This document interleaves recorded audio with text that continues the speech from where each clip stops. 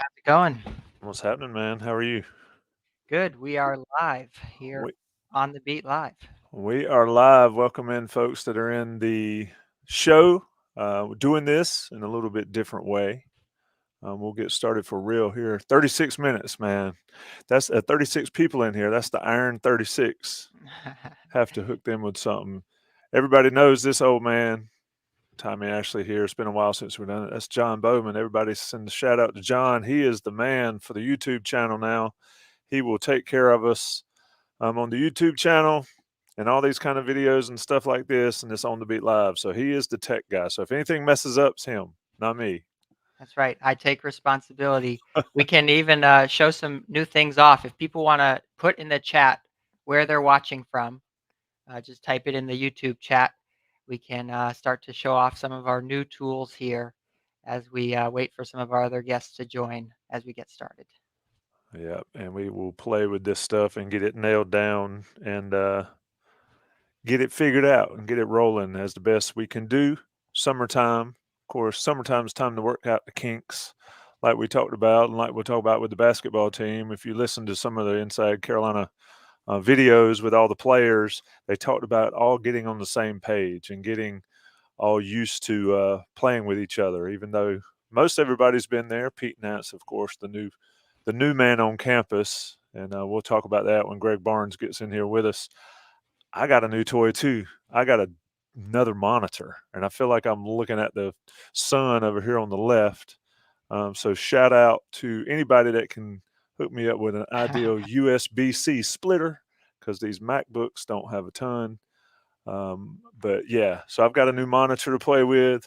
We gonna get shouts out from people. Always when you chime in the chat, here's what I want people to do, and we'll get started live when Greg Barnes gets in here, and there he is.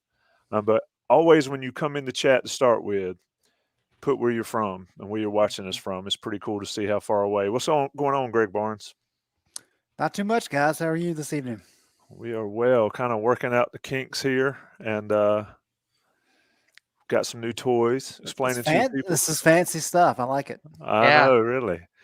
No more overlays. It is a background. It's fancy. So that's right. let's get started. One thing I'm going to tell folks when we get started, we're going to have a guest come in to tease another show at some point this evening. So that'll be cool. Some more content for you and your basketball folks later in the week. But anyway, let's get started.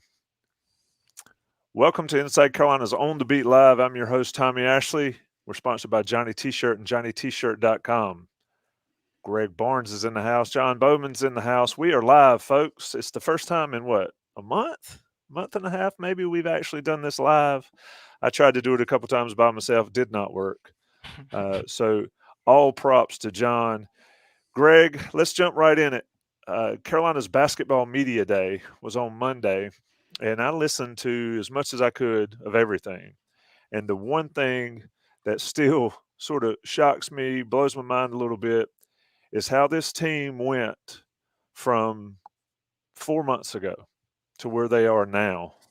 It is absolutely amazing. The attitudes, not only around the program, the fan base, but the players themselves. And now they've added a piece that could be that piece to lead them to where they almost made it to last year. But what a difference of 4 months makes, right? Yeah, it's phenomenal, Tommy. And one thing I would say is last year in the preseason, um, it was almost like the guys were trying to be cool, if you will. Like they thought they had a chance to be good. And later in the year, they would tell you that they always thought that they had a chance to be really good.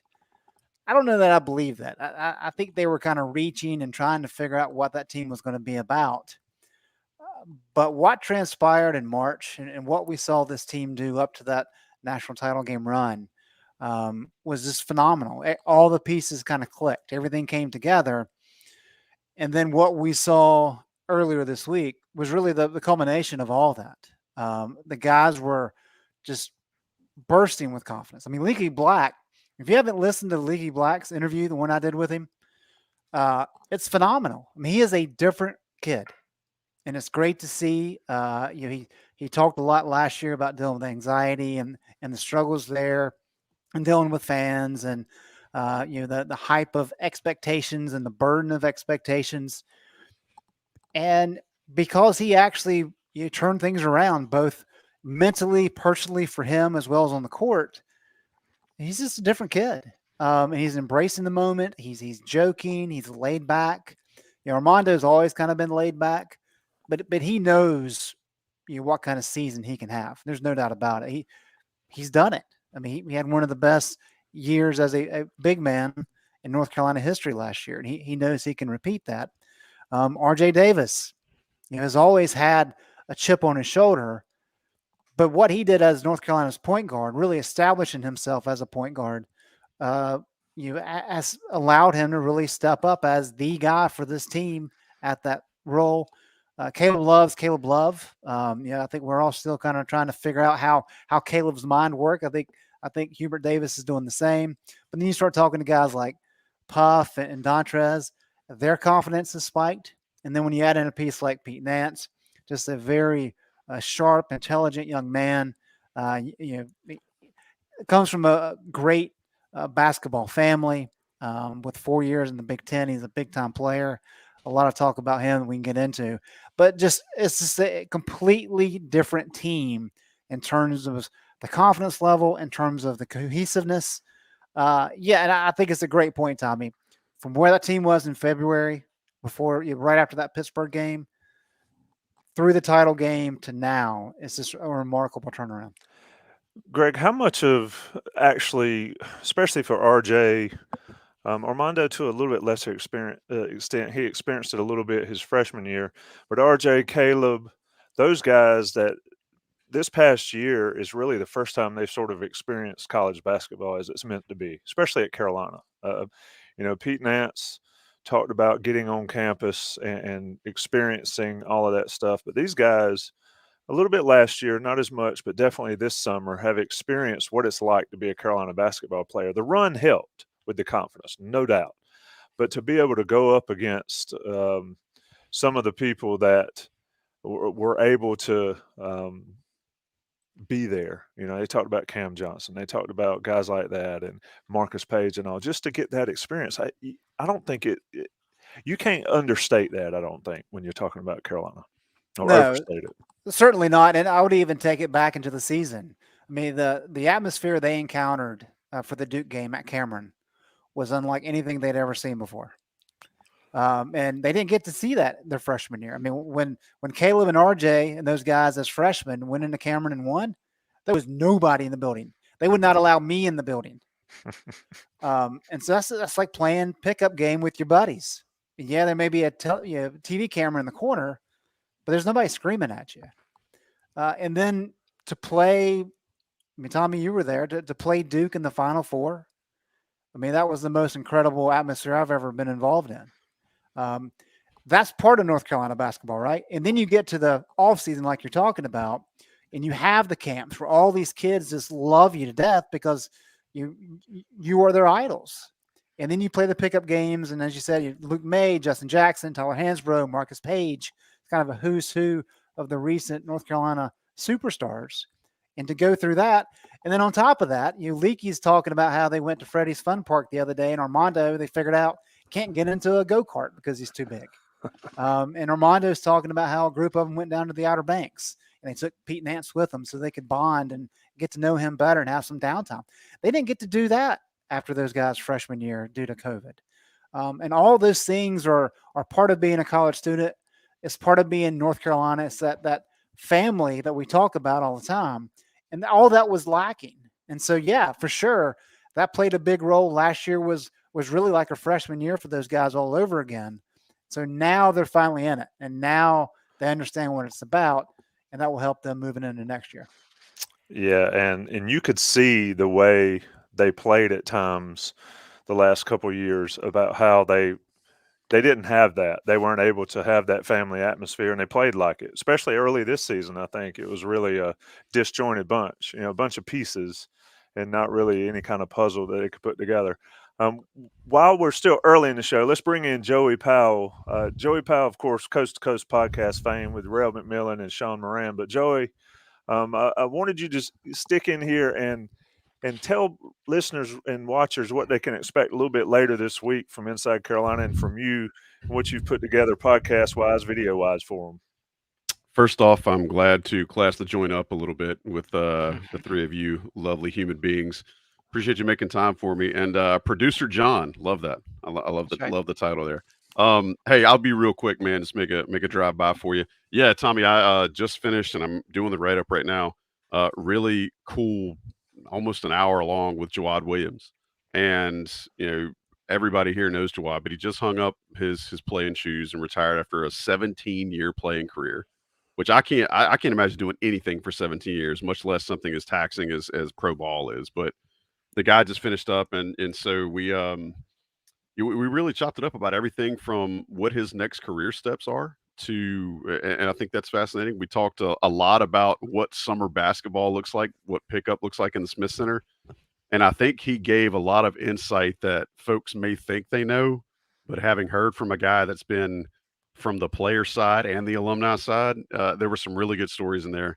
And then we spent a lot of time talking about this coming season and what folks can expect from this roster, who has surprised him, who he thinks is ready to make a big jump, and then what he feels like the ceiling might be for this group. Yeah, the interesting thing about Jawad, and everybody just watched Carolina, and Joey, I know that you talked to him about it. We've talked about it on the live shows and Saturday mornings before, but that dude was on one of the worst Carolina basketball teams in history and was able to end his career with a national championship ring. And so he knows what he's talking about when he's talking about how it matters to have all this family atmosphere and stuff that goes on this summer. And that's what Greg and I were talking about before you stepped in, is being able to play in the camps and play with the kids watching. And yes, little kids, not college kids, little kids watching and all that stuff. But then to play against Carolina alums that bust each other in the rear end when they're out there. Yes. Anybody that's seen some of those games, there is no love lost. They may love each other, but it's like a bunch of brothers out there trying to kill each other. And it's cool to hear Jawad talk about that. Yeah, one of the things I love about the guy is he's brutally honest. He's very even keel, and I think that's what made him such a good player, was he was able to kind of harness the ebbs and flows and kind of keep that parabola relatively flat. Greg can appreciate that because it's what most of the best golfers in the world can do, right? Like they can always kind of keep that heart rate, in between 60 and 90. And Jawad gave a couple of really good stories about, to your point, Tommy.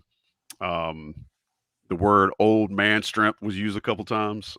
We talked about, how those old guys like to lean on the young guys to toughen them up. And it was really enlightening. I don't want to give away the farm, but hopefully everybody who's in the chat now and everybody who's listening to the On the Beat when it gets posted, will check it out, because it should be up relatively soon later this week. Yes, sir. That's Joey Powell, of course, coast to coast, but also special podcast with Jawad later in the week. Appreciate you stopping by, Joey. All right, boys. Y'all have fun tonight. We shall indeed. And you're listening to On the Beat Live with Greg Barnes, John Bowman, and I'm Tommy Ashley. Johnny T-Shirts, our sponsor. Greg, let's get back in. And John, look, one thing that Gregory Hall had to learn is he just had to bust in sometimes. So feel free to step on toes and jump in. But I want to get into a couple things with Greg about what I heard from guys. And we'll get to y'all's questions. There's a ton of questions coming in.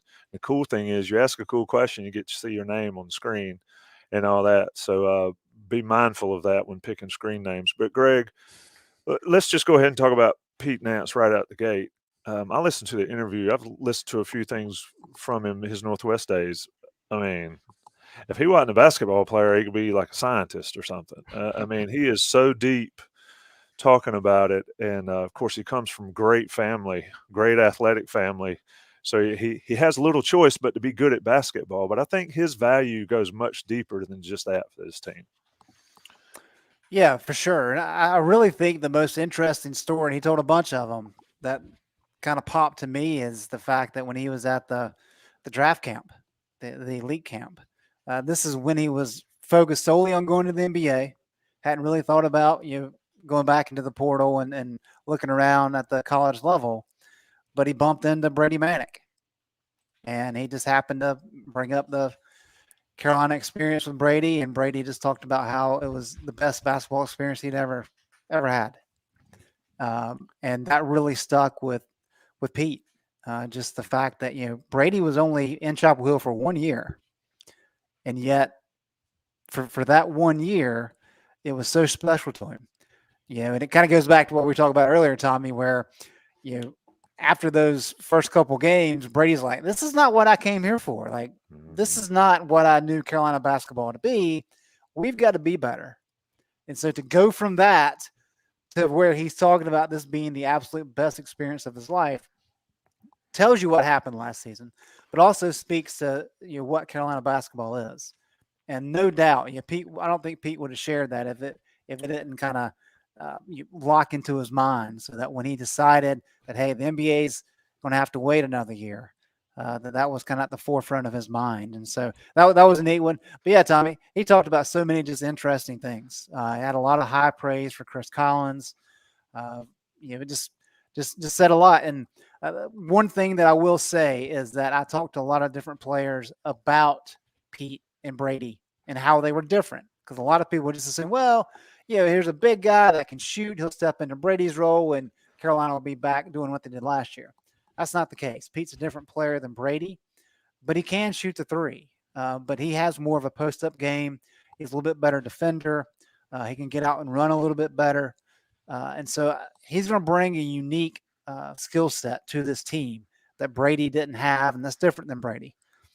Brady, was one of the best shooters we've ever seen come through Chapel Hill. So that's not a knock on Brady at all.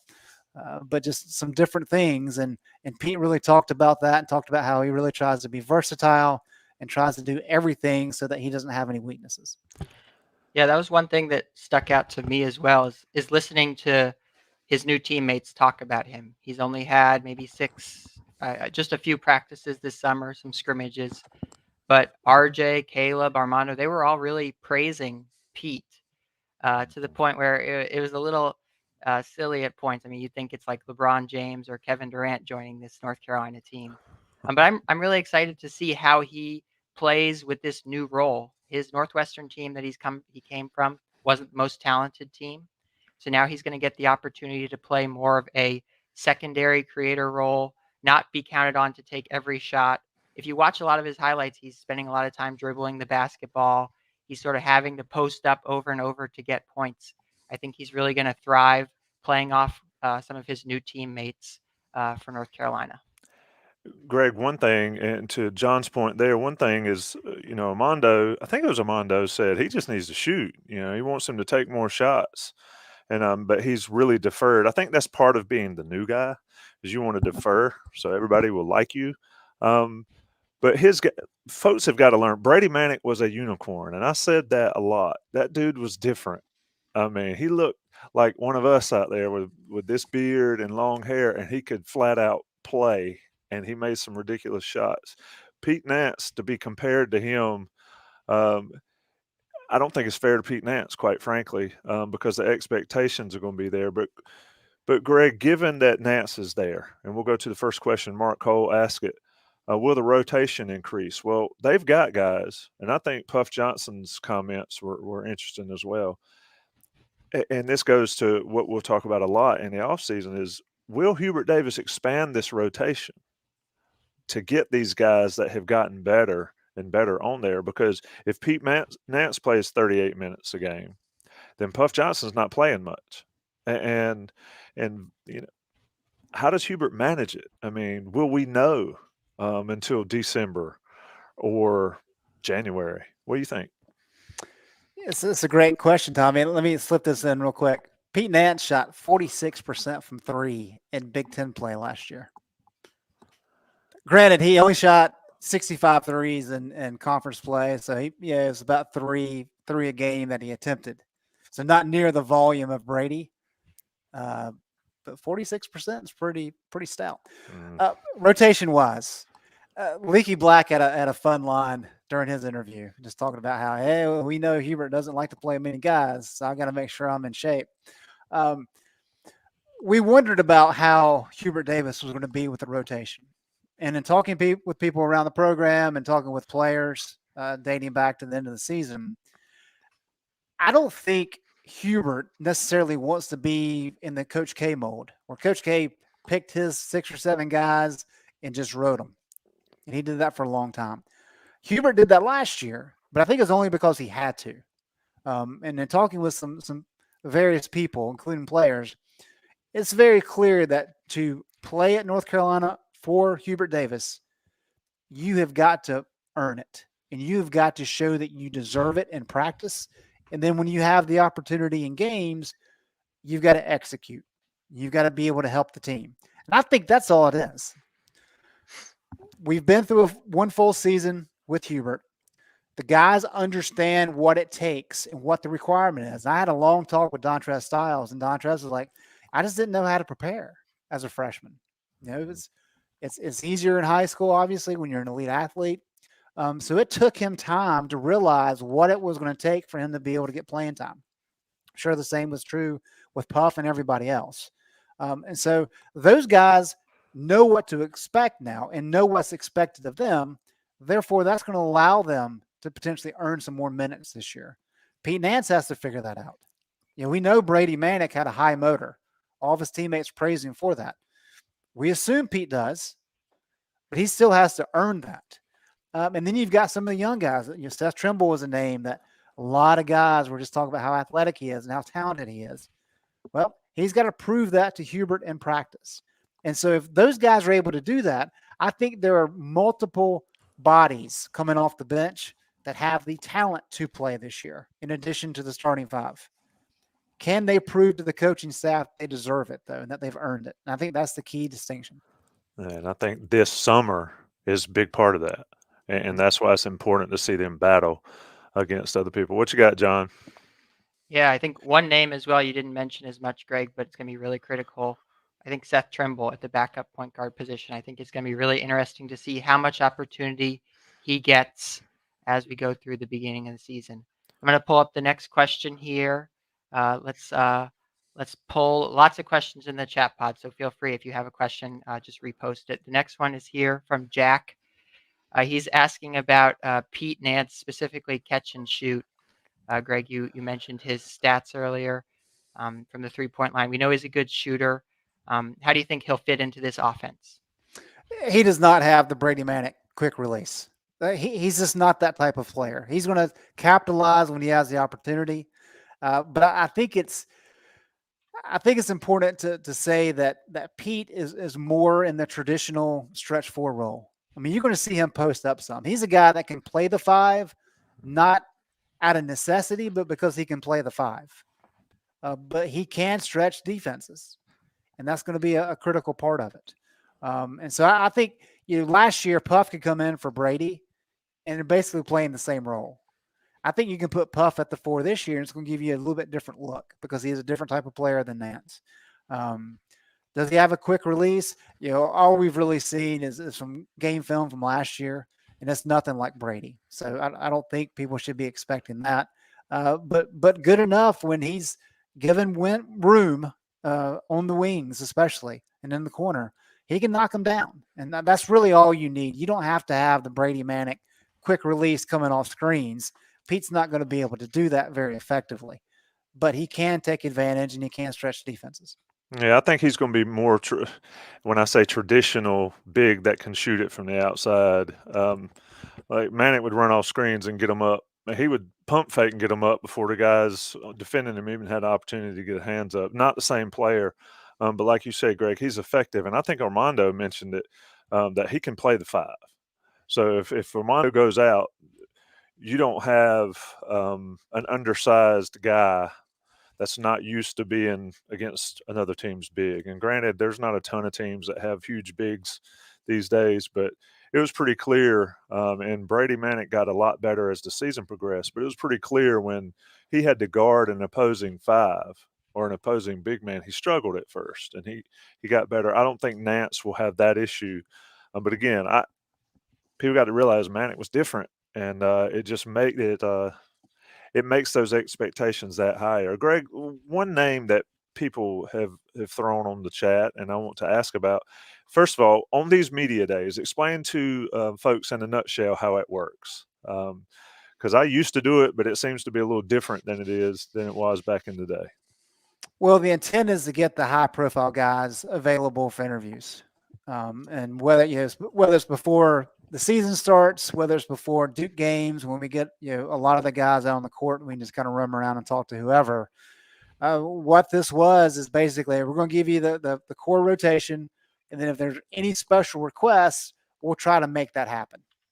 And so we essentially got the starting five. If you include Puff in that, we got Pete Nance, who's the transfer everybody wants to talk to, and then Dontrez Styles was requested as well. And that's pretty much the core group of guys.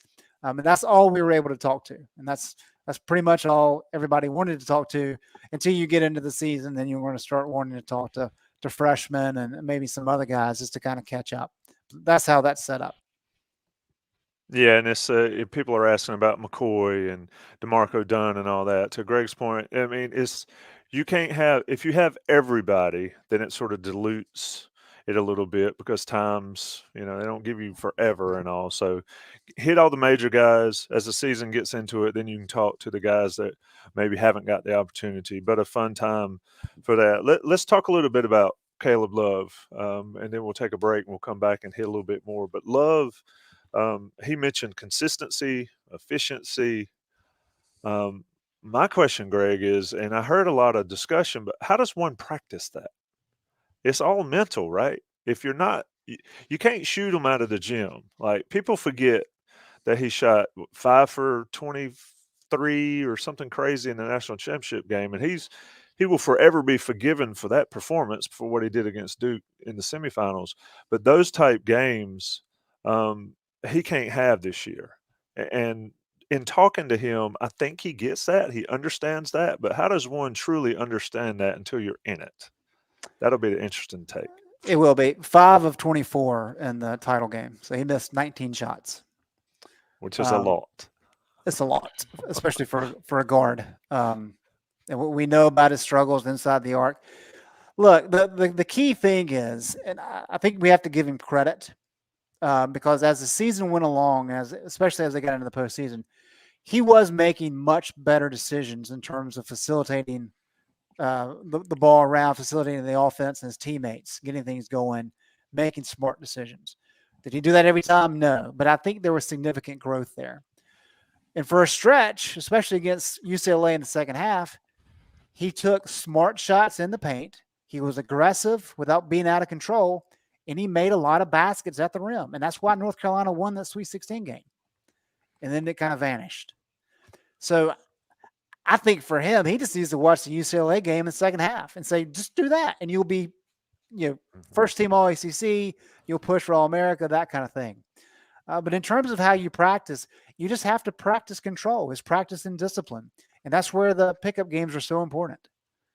Because to your point, Tommy, it's not like you can just go out there by yourself when you're shooting and work on, well, I'm going to make sure I take smart shots in the lane. It doesn't work like that. You've got to do it in practice. You got to do it in pickup.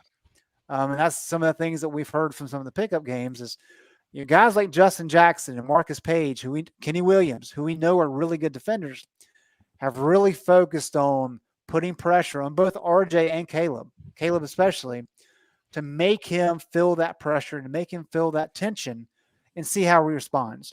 Because more often than not last year, when he had bigger, stronger guards on him or equally talented guards, that's when he struggled because it wasn't easy for him. And so I think that's one of the great benefits of the pickup games is they can really make him uncomfortable. And it's when he's uncomfortable that the greatest growth occurs, right? That's when he needs to be able to take it up a notch, settle down, not force things, but play smart. And I think that's the most important part of the offseason for Caleb.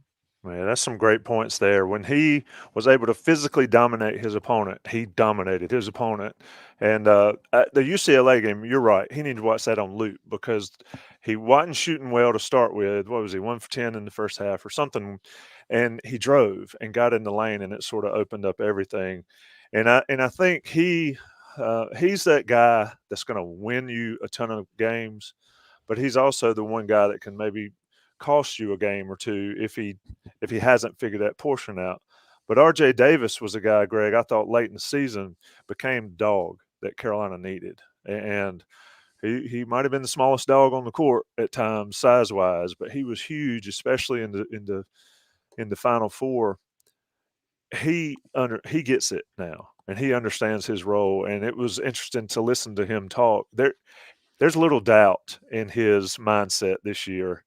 And if there ever was, I mean, he's a New York guy, so they rarely have any doubt. But I think he's the one that makes the biggest leap this year. What do you think? It's a good question, Tom. I mean, I would kind of circle back to your previous point that he really kind of clicked for him last year, and so I just think it's making gradual strides from how he played in the postseason. I thought he was fantastic. I really did. If you want to watch fun basketball, go watch the second half of the Duke game at Cameron and really focus on RJ and Brady Manick, because those two guys in that moment played at elite levels. And that is, I've watched it a number of times and just amazed at how good they are. RJ Davis is not the biggest guy. You know, Marcus Page was not when he came in. Joel Berry was not when he came in. It took RJ basically a full year of understanding that I can't just run to the rim if I've got guys on me and fling up a shot. I could do that in high school. I can't do that at the college level. And it took him a little bit of time early in his sophomore year, but as you got into ACC play, it really clicked for him. And I think the ability to be able to find his ways of scoring, whether that be on the perimeter or getting into the paint, pulling up for those little 10-footers, he figured that out. And once he got that confidence from his offensive output, then he started to become that point guard who could really set up his teammates. He's a gritty defender. He's tough-nosed. As you said, he's a New York kid. He's full of confidence. I think he closed the season phenomenally. And I agree. I think he's a dog. I think he's the leader of this team, even though he may not have that title as a captain. I think he can get better for sure, but I'm not sure that he needs to take a massive step. I mean, I think with Caleb, we can say, hey, here's highs, here's lows. There weren't many lows for RJ last month or two of the season. So, yes, he needs to get better, but I think North Carolina should feel like they've got one of the best point guards in the country entering this season. Yeah, if he carries over, and you're right, if he carries over that last month into this season, he's going to push for all ACC. He's going to push Caleb Love for the best guard on the team. I mean, and the leading scorer. Let me talk about Johnny T-Shirt briefly. They're sponsors of this podcast, but great friends of Inside Carolina and great people that you need to interact with if you watch this show, if you're a Carolina fan. If you're Inside Carolina Premium subscriber, you get 10% off your order, right? But it's already great deals. They have sales all the time, and they've got all the swag you could possibly need right there in their store on East Franklin Street, or you can get online and order it, and they bring it right to your door. Still fascinating to me that you can order something and it comes right to your door. It is cool to me. But anyway, Johnny T-Shirt and JohnnyT-Shirt.com. Take care of them. They take care of us. And if you're a premium, not only do you get everything that Inside Carolina provides as a premium subscriber, you get their 10% discount on top of everything else that they do for you. Great stuff. Take care of them. National Guys will pay the bill on the audio version. We'll be back on the beat live. The return. Greg Barnes, John Bowman. I'm Tommy Ashley. All right, we're back. It's on the beat live. Guys, it's fun. It's Tuesday night. Somebody said, why are we doing this on All-Star game night? Well, let me tell you, Major League Baseball, I love it, and I watch a lot of baseball, but on the beat live is Tuesday at 9 o'clock. And you got to make choices. And we made one tonight, and I can tell Greg Barnes didn't even know the All-Star game was tonight. It doesn't look like it. Now, if it was the British Open, might have missed Greg, but All-Star games do not preempt on the beat live. And if you can't watch us and you're watching that game, check us out later. It'll be posted. But Greg, let's talk a little bit about Leaky. And I started to get into it. And I want to talk about Leaky and Armando Bacot in this segment. But he talked about, and I feel like I'm repeating myself because I was telling somebody about this earlier after I listened to his interview. He talked about the anxiety deal and how, I guess it was the Louisville game, that he sort of, I would akin to it, shaking off the chains of anxiety that gets you if you have issues with that. And I'm no expert on it, but I've seen people deal with it. And he clearly had problems. But once he realized it and once he dealt with it publicly, he became such a better basketball player. But, you know, it's much more than that. And you could really hear that in Leaky's responses today or Monday talking to you guys.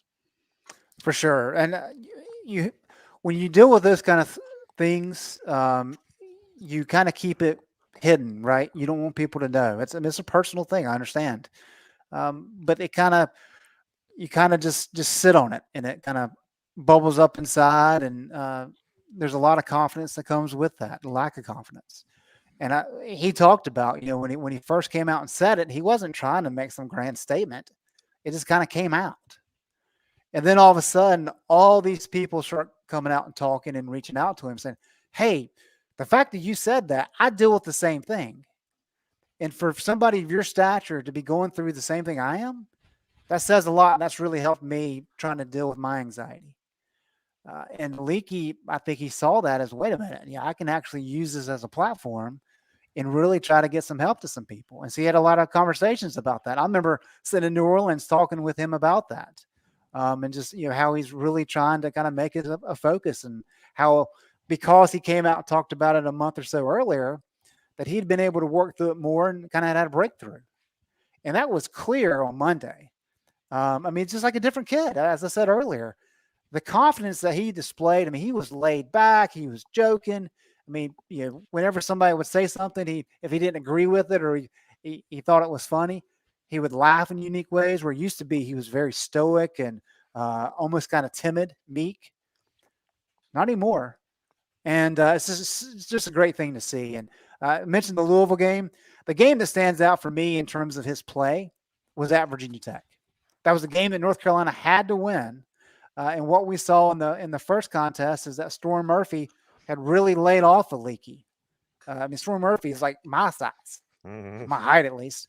Leaky is 6'8", and what transpired was Leaky said, "Wait a minute, like, they're disrespecting me. I don't think I can shoot." So he was able to knock down some shots, and that really gave him confidence. And then the game up at Blacksburg, he played really well on both ends. And so I think there was some growth there, just in realizing that, hey, I can do this. They don't need to be disrespecting me like that. So just to see it all kind of come together for him is great. He's been a great interview for a long time. I've had several midsummer interviews with him, 30, 45 minutes, where we've talked about a lot of this stuff. But what we saw on Monday is unlike anything I've seen, and it's great for him. Yeah, and somebody said, been hearing about his jumper for 3 years. Well, he made some big ones this year, and I tell you what, the fact that he's probably the best defender in the country, I guarantee you Hubert Davis will take that tag rather than somebody that hits 5 threes in the game. He shot 43% from three in ACC play. Yep. And he defends, and he erases guys. Can't be that. Go ahead, John. And I think one of the lessons of last season, that run, the Iron Five, everyone knew their role, and everyone knew kind of how they fit, how they played together. So Leaky knowing that role and coming in with someone with a lot of experience, someone who came to or chose to come back and play in that role for one more season, I think that's only a positive. I think he's going to just continue to excel and grow into that role, because clearly knowing your role and having a team that fits together matters. We saw that last March. Yeah, and if you have a guy that erases the other team's best player, you can't win with that if somebody's able to do that against you. Imagine, and this is a bigger deal than it is, but imagine if somebody just erased Michael Jordan from every Chicago Bulls game. Well, Scottie Pippen might think they'd have won 6, but they won't win in 6. And Leaky has been able to do that on the college level. Did it all last year. Literally did it all last year. And so, Greg, I wind it up. We talk about Armando Bacot. I thought it was interesting that he said he might get kicked off of Outer Banks because he couldn't get there because of practice. And so the question is, all that he's doing and all that he's done, and look, the man's living his best life. Don't blame it. I do every bit of it if I were him. But how do you think that will shape his game? There's only so many hours in a day. His mindset has got to be on point for Carolina going into the season. Any worries that you gather from anybody that could be an issue? I don't think it will, but distractions are distractions. For sure, and the NIL world brings that even sharper into focus, Tommy. These kids are going to have to figure out how to balance time, because it's one thing if you're a professional and you're playing basketball and you're doing advertisements and all these things. Well, Armando has class. So not only does he have the NIL and the Outer Banks and, Kentucky basketball, Derby. right? He's the man. The famous seafood opportunities. He's also got to do school, and so there's a lot to balance. Now, having said that, the counter is that Armando, he hasn't hid the fact that his goal is to get to the NBA, and if he had been able, I think, to go to the NBA and be a first round pick probably after his freshman year, he probably would at least have seriously considered it. And who can blame him, right? And so the fact that he had the ankle injury, which he's still not 100% recovered from, but his goal is to play at the next level. And it's not just to come back to North Carolina and have a good year. Yes, he's going to rewrite the record books, and he's going to be preseason player of the year and all these kind of things. But his ultimate goal is to play at the next level. And so there are things that he has to improve upon. He's got to get better shooting the ball. He's got to get more mobile. He's got to be able to run the court a little bit better. He's already very good with rebounding and scoring. I mean, his offensive skill sets are already expanded quite a bit.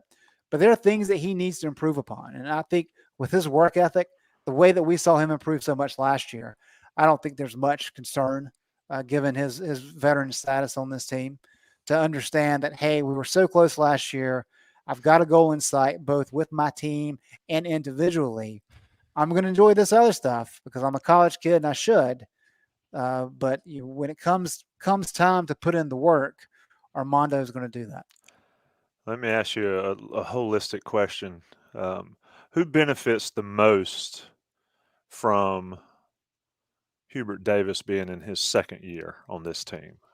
What players on this roster benefit from that, from Hubert's experience? That's a good question. I really think everybody. I mean, I think it was Armando who made the point that, last year the guys were trying to figure out things amongst themselves, but they also knew that the coaching staff was trying to figure things out. Like, what kind of style did they want to play? How did they want to play in terms of lineups and rotations and all those kind of things? Well, by the end of the year, Hubert had figured it out, and the players had figured it out. And so now the guys understand, hey, our coach, who was a first-year guy last year, he got us to the national title game. So if there's any concern about whether or not Hubert can do it at this level, I think he checked that box last year. And so I think the guys have more confidence that, hey, Hubert knows what he's doing. We just need to listen to him. We need to listen to his coaching staff. And that allows you to kind of work within his sound framework. And that's so important to understand that the foundation is in place. Now I just have to work on me and I have to work on our team concepts. And if we do those things, we know that we can get better. We know that we can play well. We know that we'll have a chance to compete for the national championship. So I really think it's kind of across the board. But if I had to pick one set of players, it would have to be the newcomers, the freshmen, just because the other guys can say, hey, we've been through this before. This is what this is going to look like. And so now they understand that the difficult road has already been paved, right? The first year is over now. We know what everything is going to look like, and I think that makes it easier for the newcomers.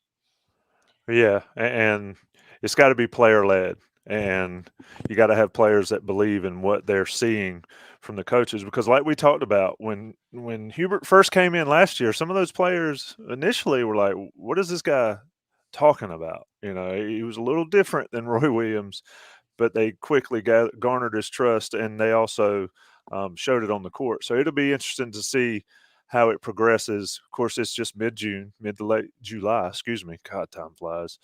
Basketball season will be here before we know it. Before I let you get out of here, Greg, tell us what's coming up on the IC content front. I mean, if folks aren't on, like I said, the premium message boards, they're missing a ton of stuff. I mean, Don Callahan's been killing it with his stuff, Rel McMillan about basketball recruiting, and you guys have been covering the media days and all. Football, ACC kickoff is this week as well. What should Inside Carolina folks look forward to in that regard? Will there be anything of note come out of Charlotte other than the usual talking points and talking heads? Yeah, there is no off season, right, Tommy? Who would have thought that a week in mid-July we'd have UNC basketball media day and then ACC football media days. But I think what everybody really needs to pay attention to is Wednesday morning, tomorrow morning, if you're watching this live. Commissioner Phillips is going to get up there at 9:30, and he's going to have a lot of questions thrown his way, and I'm not sure there's going to be a lot of good answers. But that should be a fascinating listen, and that really starts the 2-day event off. The Atlantic teams will go tomorrow. It'll be interesting to see how the Atlantic shapes up. I mean, NC State's top 10 team going to be competing for the college football playoff this year, apparently. And then, of course, on Thursday is the Coastal Division. And there'll be a lot of interesting insight there. We know a lot of it from the North Carolina side of things because we had media day with the football team a couple weeks ago before July 4th. But just to be able to hear from Pittsburgh and Miami and new coaches at Virginia and Virginia Tech, it'll be interesting. A lot of good information, a lot of good networking opportunities, in terms of catching up with old friends and media and kind of sharing what they've heard behind the scenes at the programs that they cover. That's a very beneficial part of this that helps us in our reporting, but also to talk to other coaches and talk to other players and kind of get a feeling of how their programs are looking and their thoughts of other teams. What do some of these teams think about North Carolina? The fact that UNC underachieved last year. Do they think Carolina can be a legitimate factor in the Coastal Division? What do the reporters think, right? And so all these things we'll be talking about in the next couple of days. And as always, Tommy, there'll be a lot of content coming from it. Yep. Do you like the format where they're on the stanza or on the credenza, behind the credenza talking up on the stage? I don't mind that for the press conferences. I don't like it when they send them to the reporters' room and they put them up on media days. It's because used to be you could just sit down beside a guy and talk to him because we used to have players for a long time, for like an hour. You remember those days, Tom, and you could just sit down beside them because you have the main rush of reporters and TV people come in and they ask all the same questions for like 15 minutes and then everybody vanishes. And that's when you just kind of sit back and watch all that play out. And then you go and have a seat. Those are the great times with the football or the basketball media days, because that's when I always talk to Roy about golf. Yep. When everybody cleared out, you could sit down and have those conversations. Now, because there's so much digital media in terms of TV and streaming and podcasts and radio, our window as reporters, as written media, has really diminished.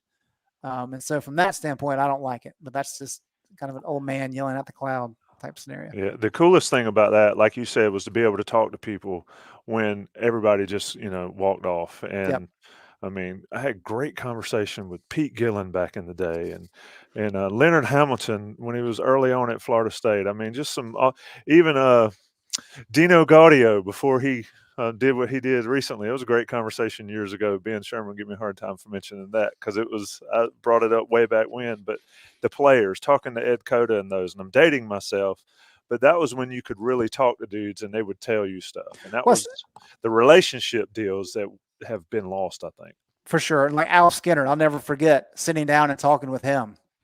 And it was like nobody at the table. It's just me and him. And I'm like, I'm just going to ask you some basketball questions. It's fascinating. Yeah, it really is. And you can really kind of dive into what they try to do, what they want to do. Yeah, we've unfortunately lost a lot of that. Yeah. It's also not quite as interesting now, UNC's football media day, because Mac Brown is so media savvy. Yeah. Versus Larry Fedora, you never knew, especially a 1-hour press conference, what he was going to say. I think he had to backtrack like 6 of the things that he said at ACC Media Day over the years. I was at the table on a couple of those. Yeah. So Mac Brown, he's not going to slip up. He's on message the whole time. Mac is a certified professional. Absolutely. It'll be a ton of stuff for folks to watch and listen to and check out the videos. Check out this if you're watching now and you got here late. Check it out on YouTube when it gets up there. Check it out on the iTunes and the podcast formats and all. We'll be around, but it's on the Beat Live Tuesday. Baseball games be danged. We'll be on Tuesdays at 9:00 if we can keep it up. It's been fun. I've got one bonus question. This is from the chat. This is for Tommy and Greg here. We were talking about Outer Banks earlier. Tommy and Greg, I want you guys to try to describe what Armando's role is going to be in the TV show Outer Banks. If you can share any predictions here, favorite moments from the show, if you've seen it, I want to All hear. right. Do I make an admission here? First of all, it's season 3. That's true. That's Have you true. watched it, Greg? Have you ever watched it? No, I heard it was the Beverly Hills 90210 for this generation. Is that accurate? Kinda. Yeah, beach version. You know, I kind of like it. I think it is what it is. I think he'll But- be a surf instructor, like a surfer instructor. I have no idea how they're going to do it. It's going to be funny to see. But it's Or maybe he's the ferry boat captain whenever they take the ferry back to Chapel Hill. yeah. Mhm, Really. that's right. Take the ferry all the way up to Carroll Hall there on campus. But and Gregory Hall appears. Gregory, you can't come in and try to show up the chat, my friend. You either got to get in or get out. And but anyway, Shouldn't you be at the All-Star game, Gregory? It's in Los Angeles.